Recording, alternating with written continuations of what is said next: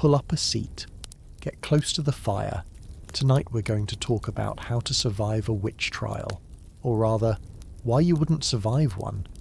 You see, everyone loves to think they'd be the clever one, outsmart the judges, convince the mob, escape the noose, the pyre, the drowning pool. But let's be honest, you wouldn't stand a chance. In the world of witch trials, there are no real rules, only fear, superstition, and a relentless hunger for blame. And once they pointed at you, your fate was sealed. Let me show you why. Imagine you're living in a tiny village. The year 1645. Let's say somewhere in England. Maybe you prefer Massachusetts. It doesn't matter. The atmosphere is the same. Suspicious neighbours, religious hysteria, unexplained sicknesses, failed crops, sudden deaths. Everything needs a reason. And witches? They're the perfect reason. Your neighbour's cow dies? Witchcraft. Your child falls ill? Witchcraft. The bread didn't rise? Witchcraft. It doesn't take much. You just need to be in the wrong place at the wrong time, or have the wrong enemies, or just be inconvenient.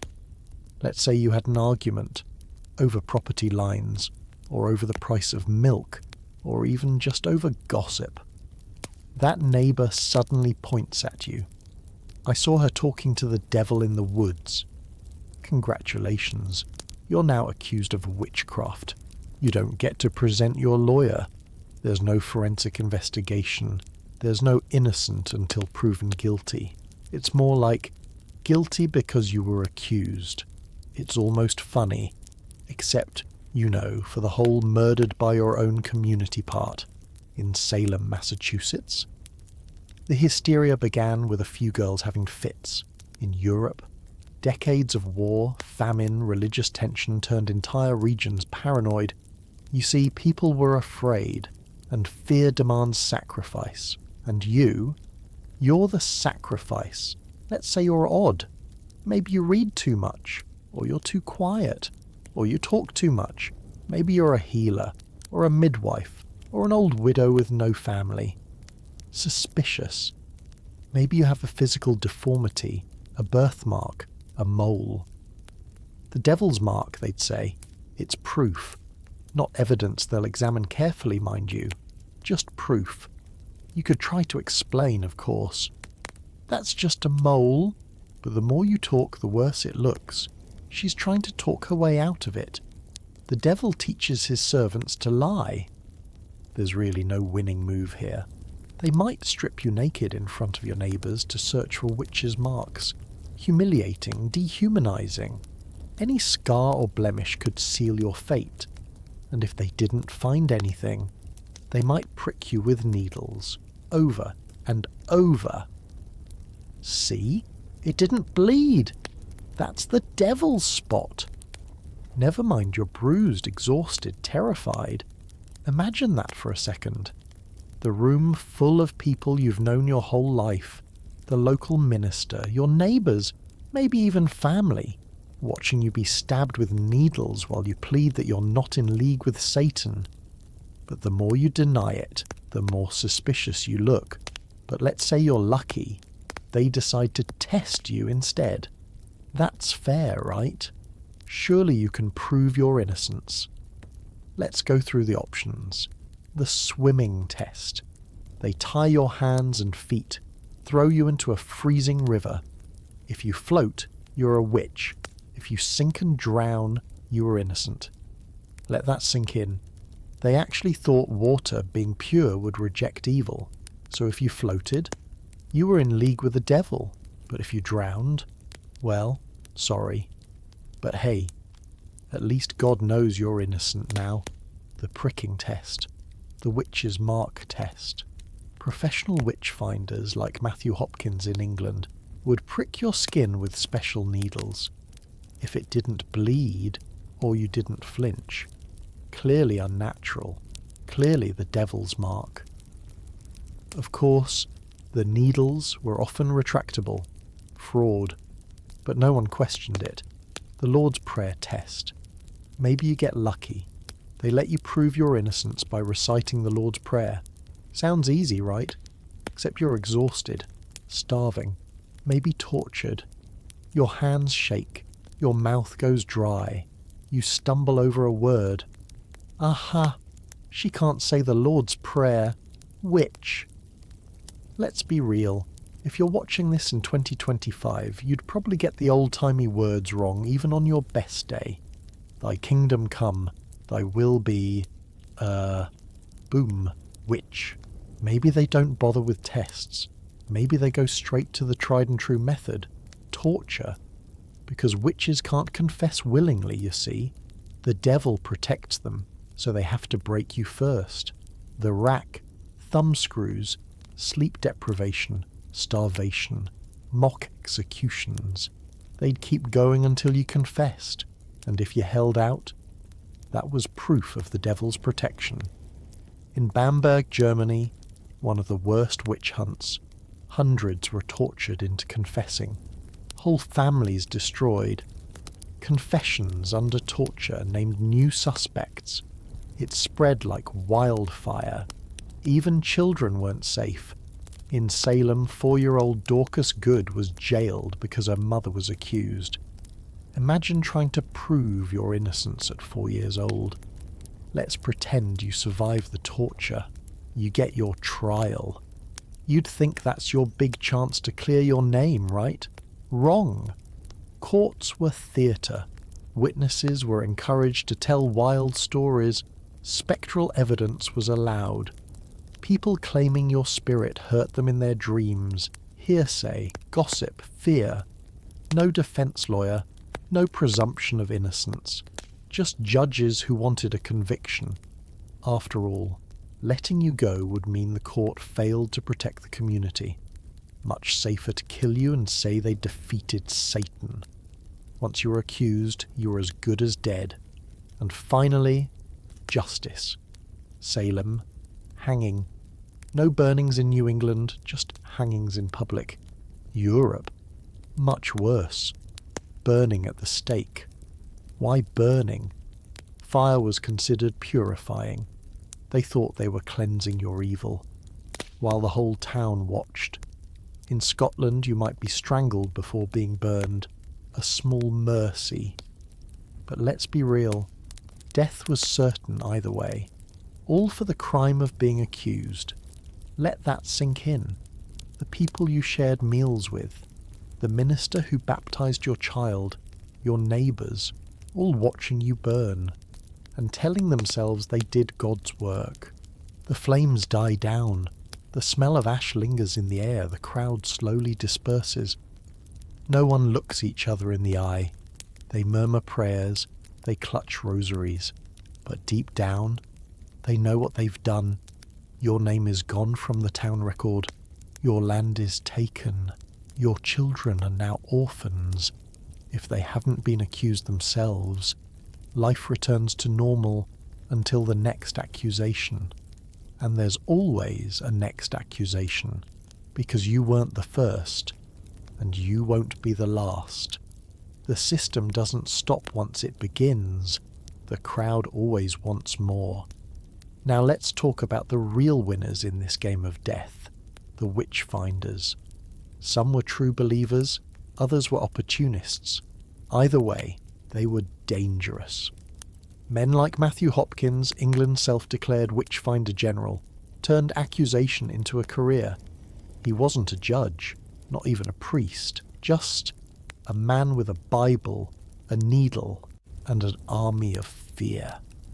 Hopkins executed over 100 people in just 2 years, more than any single witch hunter in English history. He charged towns for every investigation. He collected money and bodies. He was a celebrity of death, and people loved him until they didn't. Rumours say he died of tuberculosis. Others whisper that he was accused of witchcraft himself. Irony? Maybe. Justice? Hardly. But the scariest part, witch hunts spread. It starts with one town, then another, then the whole region. In Germany, entire districts were consumed.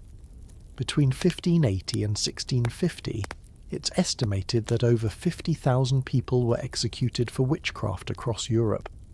In places like Würzburg and Bamberg, children were burned alongside their parents, clergy, nobles, orphans.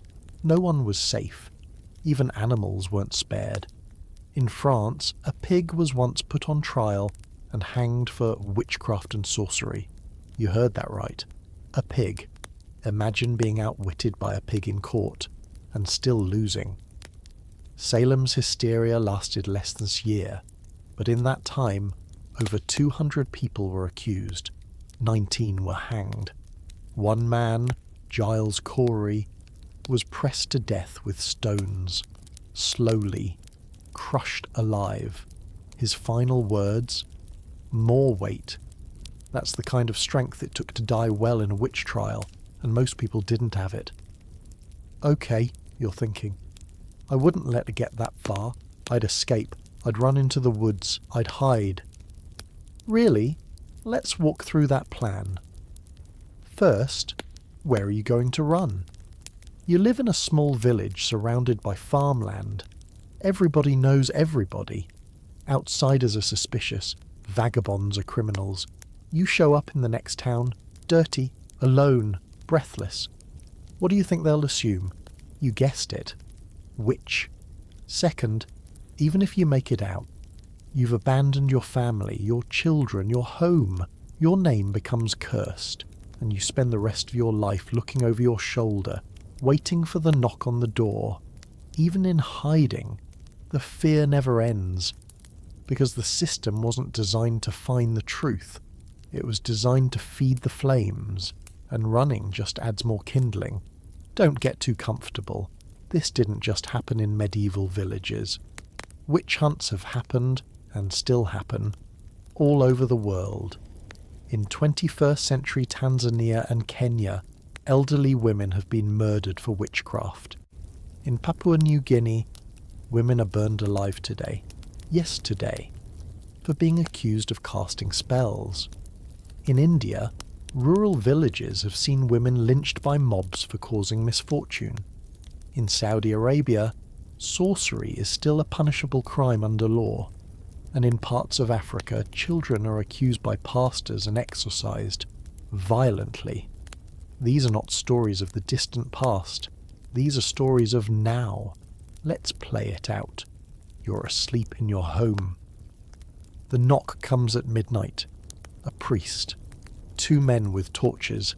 A neighbour, looking smug. They say you've been seen speaking to dark forces. You protest. You cry. You plead. No one listens. They strip your home. They question your children. They search your body. They find a mole, a scar, an old doll. That's enough. You are taken. You are tried. You are killed. And the world moves on until it happens again. Let's talk about why this was all so effective. Why it spread like wildfire. Why people didn't just stop. One word. Faith. Witch trials were never just about law. They were about religion, about salvation, about fighting evil. If you lived in 17th century Europe or colonial America, your entire worldview was drenched in God and Satan. Evil was real, palpable, everywhere. Demons were not metaphors. The devil was waiting for you to slip. Ministers thundered from pulpits about the battle for your soul. They pointed to plague, famine, war, proof of Satan's work. People needed an enemy they could see, someone to blame, and so the devil took on your neighbour's face, or your mother's, or your child's. When fear meets faith, anything can be justified. They weren't killing you because they hated you. They were saving your soul. They were protecting the community. They were doing God's work. At least, that's what they told themselves. Let's get into something even darker. The human brain. We like to think we're rational, logical, that we would never fall for such madness. But let's be honest. Fear is infectious. Panic spreads. And when you're afraid, You'll do anything to feel safe. That's what witch hunts really are. Mass panic with a purpose, controlled chaos. You see your neighbour burn, you feel safer. The threat is gone, the evil rooted out. The world feels ordered again, and it doesn't even matter if you know, deep down, it was wrong. Because if you question it, you're next. Fear turns friends into informants, family into accusers, communities into mobs, and once the frenzy starts, it feeds on itself. In Salem, girls faked possessions, screamed, fell to the floor, named names. It was theatre, and the judges loved it. The audience loved it. It gave them a villain. It gave them certainty. It gave them purpose. When you're scared, you want to fight something, and if there's no monster, you'll make one. Witch hunts were the ultimate scapegoating machine. Bad harvest, witch. Sick cattle, witch. Child dies, witch. War, famine, plague, witches. Because it's so much easier to blame someone than admit you're helpless, or that no one's in control, or that bad things just happen. And scapegoating isn't ancient history. We do it now. Every time we pick an easy enemy for complex problems, immigrants, minorities, the poor, the other. Witch hunts aren't gone. We just change the vocabulary, accuse, exile, destroy. It makes people feel safe, even if it's a lie. That's why you wouldn't survive, because the system needs someone to blame, and you're just convenient. Let's break it down like a machine. Step 1, suspicion. You're odd, or unlucky, or just annoying. That's enough. Step 2, accusation. Once someone points the finger, you're tainted. You can't wash it off. Step 3, evidence. Any misfortune becomes your fault. They find a doll, a mole, a book you can't read. Proof. Step 4, torture. Not to find the truth, but to confirm the accusation. To produce confessions, names of new suspects, fuel for the fire. Step 5, trial, theatre. A ritual with only one outcome, conviction. Step 6, execution, public, spectacular. A warning. Step 7, start over. New suspect, new scapegoat, new execution. It's not justice. It's a system of sacrifice, and you can't win. Imagine you finally break. You confess. They say, name your accomplices, and you do. Maybe to make the pain stop. Maybe because you believe you really are cursed. Maybe because you'll say anything. You give them names, friends, neighbours, family. The machine moves on. New victims, new confessions. The cycle continues. And even then, they still kill you. There was no deal. Confess or die. Then die anyway. And when you're gone, the village breathes a sigh of relief. Evil is defeated, for now. Sometimes people ask, why did no one speak up? But some did. A few brave souls called it madness. Priests, judges, writers. Some refused to participate. Some died for their refusal. But most people, they stayed quiet, or joined in, or watched, because that was safer, because they were afraid, because the cost of courage was too high. And that's the real horror, not the fire, not the gallows, but the silence of neighbours, the silence of friends, the silence of a whole society that decided it was better to kill the innocent than admit it was wrong. That's why you wouldn't survive, because survival required complicity, or cruelty, or luck. And you're sitting here by this fire telling yourself you'd do the right thing. But history says otherwise. History says you'd burn. Let's imagine it for real. Not just as an idea, but you, there, in the courtroom. You stand in the centre. The air smells of sweat and damp straw. The judge sits high above you, robes draped, cross hanging from his neck. He doesn't look at you kindly. He doesn't look at you at all. Around you, people pack the benches, neighbours, friends, your family. Some stare at you with pity, others with hatred, others with terror, because if you're a witch, what might you do to them next? The bailiff shouts for silence, the judge clears his throat, and the charges are read. By the grace of God, and in the name of His Majesty, you stand accused of witchcraft, heresy, consorting with the devil, and harming the innocent through unnatural means. Your mouth is dry, your knees tremble. You try to speak, but your voice cracks. No one listens. The witness steps forward. It's your neighbour. You once argued over property lines.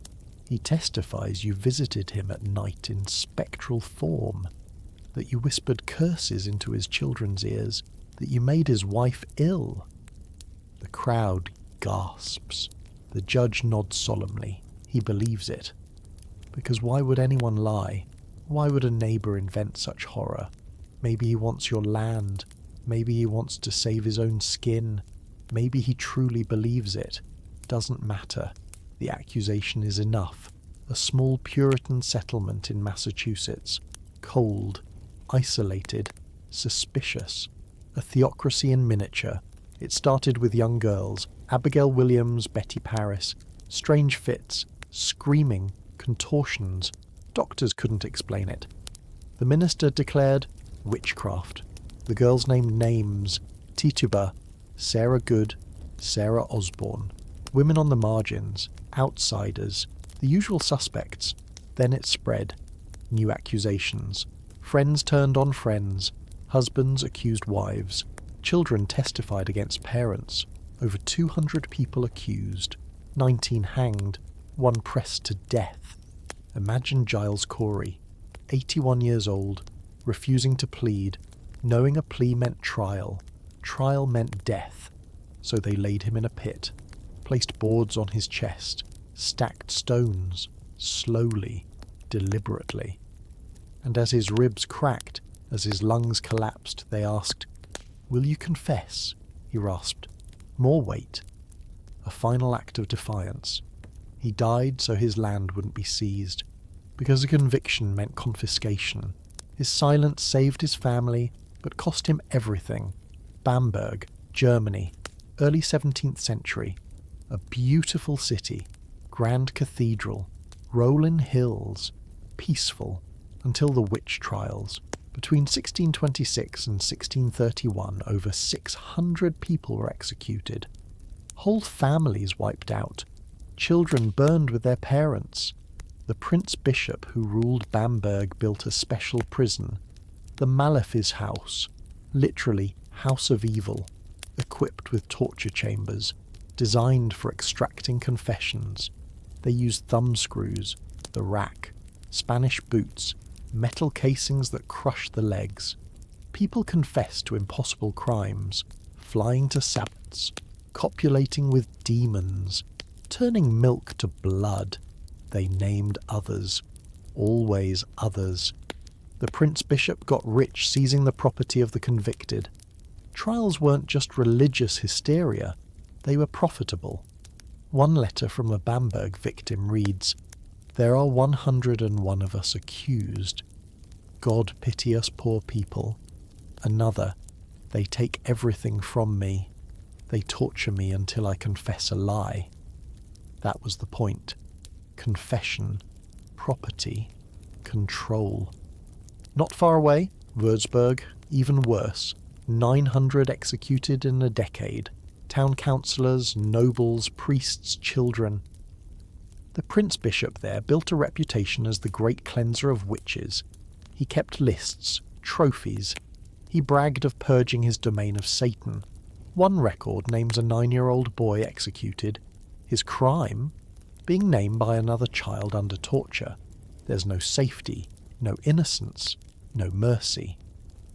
In 1 year alone, Würzburg saw 219 burnings, fires visible for miles, the cathedral city lit by human torches. Let's hear them in their own words. From Salem. I do not know what a witch is. Rebecca Nurse, 71 years old, hanged. From Bamberg. I am innocent. But if they keep torturing me, I will confess anything. Burned, from Würzburg. They forced me to say I flew on a broom. I have never even seen such a thing. Executed. These were not monsters. They were people, just like you. They didn't speak strange languages, didn't look different, didn't glow in the dark. They were neighbours, family, friends. The trial records survive, and they're damning, not of the accused, but of the accusers. Not every place hunted witches the same way. In Scotland, they strangled you before burning, considered it merciful. In Spain, the Inquisition was actually more sceptical of witch trials, preferred forced penance, rarely burned witches compared to Germany. In Scandinavia, executions peaked in the 17th century. Sweden's Torsåker trials in 1675 executed 71 in one day. In Poland, burnings continued into the 18th century. One of Europe's last known legal witch burnings was in 1793. In colonial America, Salem was the worst single outbreak, but fear of witches lingered for decades after. Every region had its own style of terror, its own bureaucracy of fear. Sit by the fire. Think. Could you have stopped it? Could you have refused to testify, protected your neighbour, refused to search for witch marks? Some did, some tried, some died for it, but most went along because they were afraid, because they wanted to live, because it was safer to be part of the mob than stand in front of it. That's the uncomfortable truth, the one we don't like to hear, and it's why you wouldn't survive, because doing the right thing meant you'd burn too. Let's talk about your choices, because you think you'd have some. You don't. They drag you into the dark room. You see the instruments, iron, wood, leather. You smell old blood. Hear muffled screams from the cell next door. You swallow. Your mouth is dry.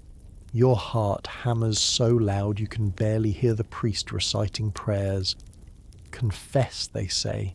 Spare yourself worse pain. You deny it. Of course you do. Because you're innocent. Because you've never flown on a broom or danced with the devil. That's when they begin. Slowly, deliberately. Stretching you on the rack until your joints crack. Screws bite into your thumbs. You scream until your voice breaks. You beg them to stop. They smile. They ask for names.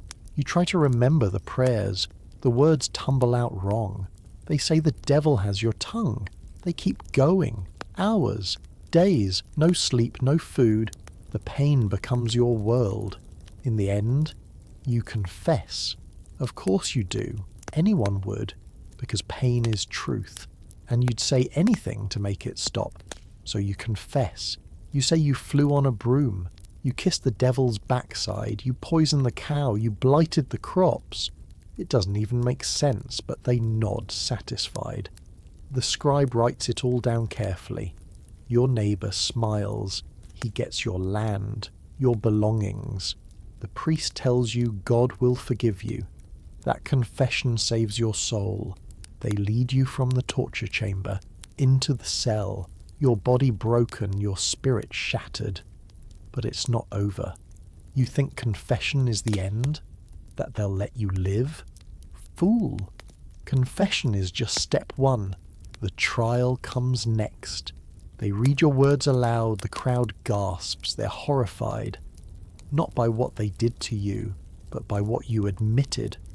The judge pronounces sentence, execution, for the good of the community. Your confession is not salvation. It's your death warrant. And you're not the only one to die, because they ask for accomplices, and you give them names. You didn't want to, but you did.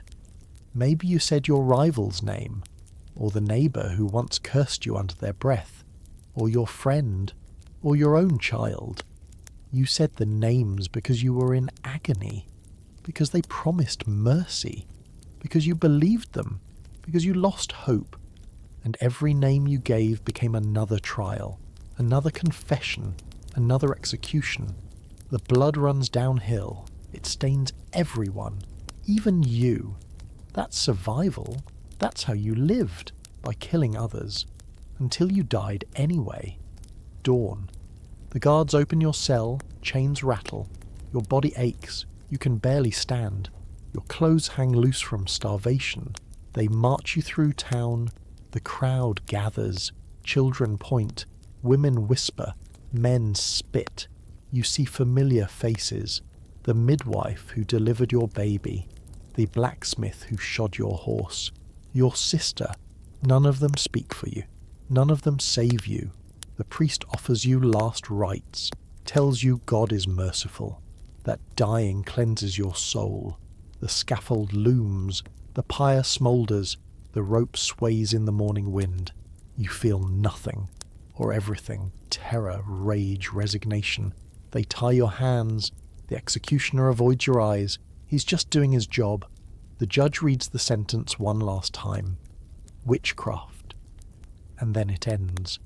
The crowd disperses, people go home, they eat supper, kiss their children good night, they tell themselves they did the right thing, that they're safe now, that the evil is gone, but your ashes blow across their fields, into their water, into their lungs, and the fear stays, waiting for the next scapegoat, because witch hunts don't end with you, they don't end with anyone, they just pause, waiting for the next crisis, the next accusation, the next name. Don't get smug. Don't think you're safe because you have Wi-Fi and TikTok. We still have witch hunts, just with different words. We exile, we cancel, we mob, we pile on. We want public confessions. We want apologies. We want someone to burn. When something goes wrong, we don't ask why. We ask who. We want villains, monsters, witches, and we'll find them, even if we have to make them, because it feels good, because it feels safe, because it gives us power. We don't torture with racks and thumbscrews. We torture with shame, with exposure, with ruin. We don't burn bodies, we burn reputations, we burn livelihoods, we burn people in every way that matters. Really ask. Would you survive a witch trial? Could you stay silent under torture? Could you refuse to give names? Could you die rather than lie? Could you stand up in court and say this is wrong, even if it meant being next? Could you face the fire? History says you wouldn't. History says most didn't. That's not an insult. It's a warning. The witch hunt is a mirror, showing us what fear can make us do, showing us what we are, and what we might become again, if we're not careful. So sit by the fire. Remember their names, remember their screams, remember your own fear, and maybe next time, just maybe, you'll choose differently, but don't bet on it. Let's talk about the Malleus Maleficarum, the Hammer of Witches, published in 1487, written by two German inquisitors, Heinrich Kramer and Jacob Sprenger. They claim to be experts on witches, on demons, on the devil himself. The book was a manual, how to identify witches, how to interrogate them, how to destroy them. It was relentless, misogynistic, obsessive. Women, it claimed, were weaker in faith, more lustful, more prone to the devil's seductions. It insisted torture was not just acceptable, but necessary. It said no testimony under torture should be doubted. It declared that denial was proof of guilt. It spread across Europe. Clergy read it. Judges consulted it. Ordinary people believed it. For 200 years, it was the guide to hunting witches. Imagine being accused in a world where your judge had this on his desk. Now imagine you're in Scotland, 16th and 17th centuries. The cold wind howls over the moors, the kirk bells toll. Witch trials here were brutal. They used pricking, searching for the devil's mark. They stripped you naked, prodded your skin with needles. If you didn't bleed or flinch, proof. They used sleep deprivation, forced you to sit, tied awake for days. Confusion set in, hallucinations, and then you confessed. Between 1563 and 1736, Scotland executed thousands for witchcraft, often by strangling, then burning the corpse, a merciful gesture. So you wouldn't feel the fire, or picture Russia, 17th century, Orthodox priests warning of witchcraft as heresy, Tsarist courts ready to purge. Records tell of entire villages accused, trials with no defence, executions by burning, drowning, exile to Siberia. Witchcraft wasn't just devil worship there, it was political, dissent, treason, and the punishment was death. Let's come to the present, Africa. In Tanzania, old women murdered for red eyes, believed to be witch sight, children cast out, accused by pastors, exorcised, beaten. In Nigeria, witch camps hold thousands. Women, children banished by their families. Alive, but exiled. In Kenya, machete-wielding mobs burn homes, kill the accused. Police look the other way. This isn't ancient history, this is now. Listen carefully. The witch hunt is alive. It simply changes shape. In India's villages, widows, elderly women, landowners without male heirs, accused of witchcraft to steal their fields, beaten, lynched, driven away. Laws exist, but they're rarely enforced, and so the witch hunt continues. It's cheaper than legal fees, easier than negotiation, simpler than compassion, the same fear, the same greed, the same lies, different century. Let's listen to them. Not the judges, not the priests, the victims. From a letter in Würzburg, they say I lay with the devil. I have never even seen such things. They burned my neighbour yesterday. Tomorrow it will be me.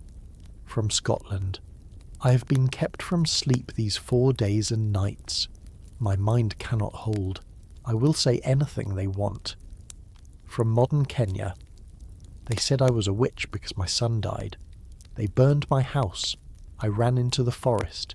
These voices are faint, but they are real. They echo, even here, by this fire, in your ears. You're there. Don't look away. You're the accused. The crowd shouts your name. The judge stares you down. The executioner ties your wrists. You cry. You beg. You offer prayers. No one listens. The fire is lit. Heat licks your skin. Smoke blinds you. Your last breath is fire. Or maybe you're in the crowd, watching, turning your face away, pretending you don't see, telling yourself, they must be guilty. They confessed. It's for the good of us all. The crackling flames agree. They devour the truth along with the flesh. You wouldn't survive a witch trial, not because you're evil, not because you're good, but because the trial wasn't about truth. It was about fear, control, power. Confession was a weapon, torture the tool, execution the spectacle. It worked because everyone played their part. Judges, priests, neighbours, friends, you. You'd survive if you accused first, if you gave names, if you lied, if you killed. But could you live with that? That's the real test. Not whether you'd survive the flames, but whether you'd survive your own conscience. History suggests you'd choose safety, that you'd stand silent, or join the mob, because most people did. That's why the witch hunt worked, and maybe that's why it always will. Let's confess something tonight. You and me, let's be honest. We want to believe we're better, wiser, kinder, that we wouldn't condemn the innocent, that we wouldn't give names under torture, that we wouldn't cheer as the flames rose. But history says otherwise.